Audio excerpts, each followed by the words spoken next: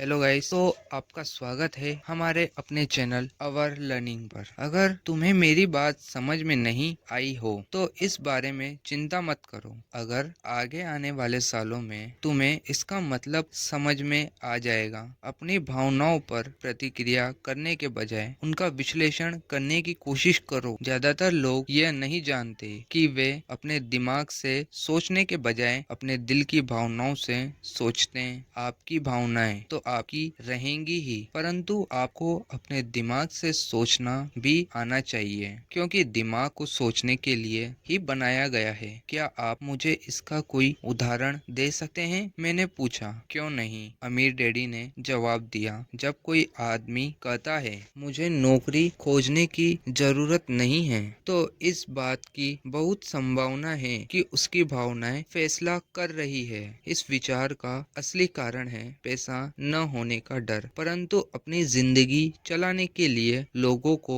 पैसे की जरूरत तो पड़ती ही है। मैंने कहा, बिल्कुल पड़ती है। अमीर डैडी मुस्कुराए। मैं सिर्फ यह कह रहा हूँ कि उनके डर के कारण उनके मन में यह विचार आता है। मैं समझ नहीं पाया, माइक ने कहा। अमीर डैडी ने कहा, अगर आपके मन में पैसे की कमी का डर जाग जाए तो तत्काल नौकरी ढूंढने के लिए दौड़ मत लगाइए, ताकि कुछ रुपयों के सहारे उस डर को मार दिया जाए। इसके बजाय आप खुद से यह सवाल पूछिए, क्या लंबे समय में इस डर का सबसे बढ़िया इलाज नौकरी है? मेरे ख्याल से इसका जवाब नहीं होता है, खासकर जब आप किसी आदमी की पूरी जिंदगी को देखते हैं। नौकरी दीर्घकालीन समस्या का अल्पकालीन समाधान है। परंतु मेरे डैडी हमेशा कहा करते हैं, स्कूल में पढ़ो, अच्छे नंबर लाओ, ताकि तुम्हें एक सुरक्षित और अच्छी नौकरी मिल सके। मैंने हड़बड़ी में बोल ही दिया, हाँ, मैं समझ सकता हूँ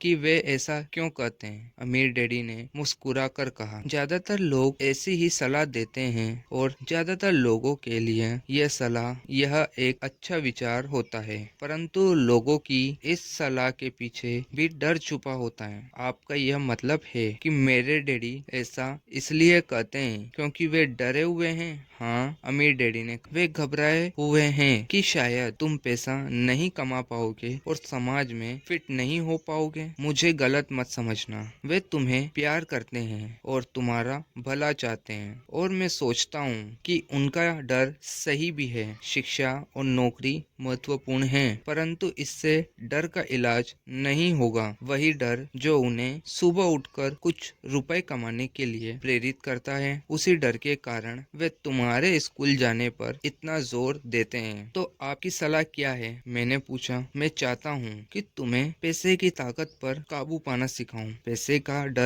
का डर तुम्हारे दिमाग से निकल जाना चाहिए, और यह स्कूल में नहीं सिखाया जाता। अगर तुम इसे नहीं सीखोगे तो तुम पैसे के गुलाम बन जाओगे।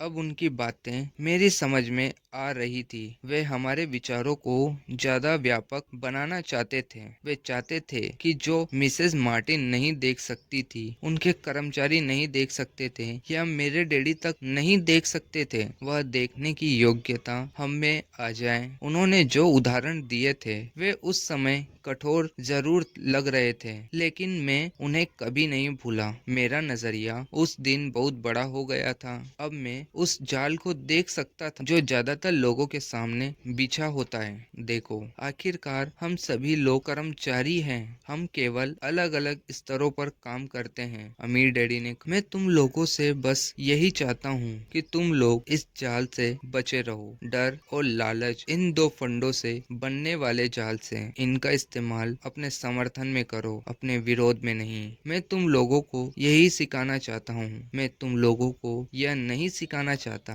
कि ढेर सारा पैसा कैसे इकट्ठा कर लिया जाए। उससे डर या लालच को नहीं जीता जा सकता। अगर तुम्हें डर और लालच पर काबू पाना नहीं आता तो तुम चाहे कितने भी अमीर बन जाओ, असलियत में तुम एक बड़ी तनख्वाह पाने वाले गुलाम ही रहोगे। तो हम किस तरह इस जाल से बच सकते हैं? मैंने पूछा। गरीबी या पैसे की तंगी का खास कारण डर और अज्ञान होता है, न कि अर्थव्यवस्था या सरकार या अमीर लोग। यह खुद का ओढ़ा हुआ डर या अज्ञान होता है जो लोगों को इस जाल में फंसाए रखता है। इसलिए तुम बच्चों को स्कूल जाना चाहिए और अपने कॉलेज की पढ़ाई पूरी करनी चाहिए। मैं तुम लोगों को यह जरूर सिखाऊंगा कि इस जाल से कैसे बचा जा सकता है। पहेली के टुकड़े अब सामने आ चुके थे। मेरे पढ़े लिखे डैडी के पास बड़ी डिग्रियां थी और एक बढ़िया करियर भी था, परंतु स्कूल में उन्हें यह कभी नहीं सिखाया कि धन या अपने डर को किस तरह से काबू में रखा जाता है। अब मैं समझ चुका था कि मैं अपने दोनों डैडियों से अलग अलग परंतु महत्वपूर्ण बातें सीख सकता हूँ। तो आप पैसा न होने के डर के बारे में बात कर रहे थे। पैसे की इच्छा किस तरह हमारी सोच पर असर डालती है? माइक ने पूछा। तुम्हें तब कैसा महसूस हुआ था जब मैंने तुम्हारी तनख्वाह बढ़ाने का लालच दिया था? क्या तुमने यह देखा था कि तुम्हारी इच्छाएं किस तरह बढ़ रही थी? हमने अपने सिर हिलाकर हामी भरी, पर तुमने अपनी भावनाओं के सामने हार नहीं मानी और इस कारण तुम लोगों ने जल्दबाजी में काम नहीं लिया। इससे तुम्हें सोचने का वक्त मिल गया। यह सबसे महत्वपूर्ण है। हम में हमेशा डर और लालच की भावनाएं रहेगी। इसी क्षण से तुम लोगों के लिए यह सबसे महत्वपूर्ण है कि तुम इन भावनाओं का इस्तेमाल अपने समर्थन में करो और लंबे समय तक ऐसा करो। अपनी भावनाओं को अपने दिमाग पर हावी मत होने दो और इस तरह अपने विचारों को दूषित मत होने दो।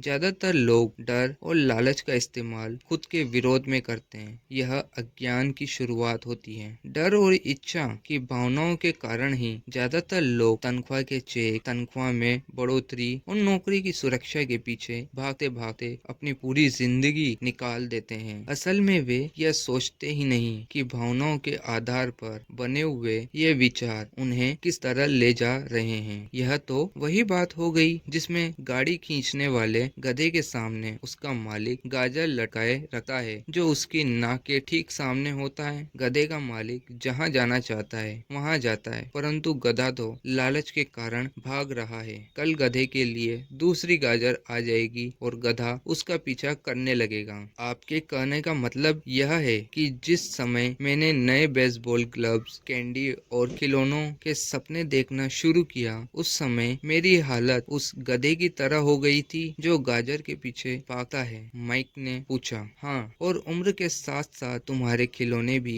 ज्यादा महंगे होते जाएंगे। अपने दोस्तों पर रोब झाड़ने के लिए एक नई कार, एक नाव और एक आलीशान घर। अमीर डैडी ने मुस्कुराकर कहा। डर आपको दरवाजे से बाहर धक्का देता है, इच्छा आपको अंदर बुलाती है, आपको चट्टानों की तरह ललचाती है। यही जाल है। तो इसकी काट क्या है? माइक ने पूछा। डर और इच्छा अज्ञान की वजह से बढ़ते हैं। इसलिए अमीर लोगों के पास जितना ज्यादा पैसा होता है उनका डर भी उतना ही ज्यादा बड़ा होता है। धन की गाजर भ्रम है। अगर गधा पूरी तस्वीर देख सकता तो शायद वह गाजर का पीछा करने के अपने फैसले पर दोबारा सोचता। अमीर डैडी ने आगे यह समझाया कि आदमी की जिंदगी अज्ञान और ज्ञान के बीच होने वाला संघर्ष है। उन्होंने बताया कि एक बार कोई आदमी खुद के बारे में ज्ञान की खोज करना बंद कर देता है तो उसकी जिंदगी में अज्ञान घुस जाता है। यह संघर्ष हर पल होता है। इसलिए